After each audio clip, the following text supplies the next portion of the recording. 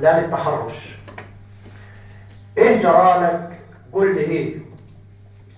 ايه جرالك؟ قول لي ايه؟ ليه بتأذي شعورها؟ ليه اللي ماشية يا ناس في حالها؟ ليه بتتنمر عليها؟ انت ليه مالك ومالها؟ ليه بكلمة تسيء اليها؟ اللي يزرع شوك يلاقي بكرة تجني يوم ايديه. ايه جرالك؟ قول لي ايه؟ ليه بتأذي شعورها؟ ليه تشوف بنت ترزيها فيه عادات وفيه اصول، او مدام نظرة اذيها انت سعران ولا غول؟ لما تجرح يوم قيمتها القانون منك ينول. ايه جرالك؟ قول لي ايه؟ ليه بتأذي شعورها؟ ليه اللي ماشية يا ناس في حالها؟ ليه بتتنمر عليها؟ انت ايه مالك ومالها؟ ليه بكلمة تسيء اليها؟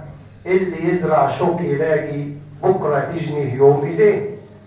السلوك للبيئة عاكس والأدب يظهر يبان، مش مروءة انك تعاكس او تهين دنيا وحنان.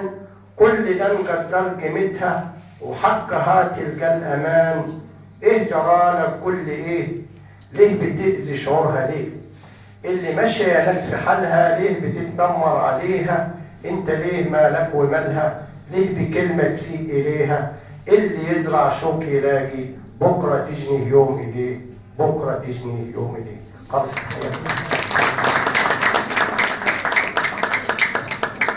بنشكر الأستاذ راضي على كلماته المتميزة وعلى القصيدة اللي بتعبر عن موضوع الندوة النهاردة.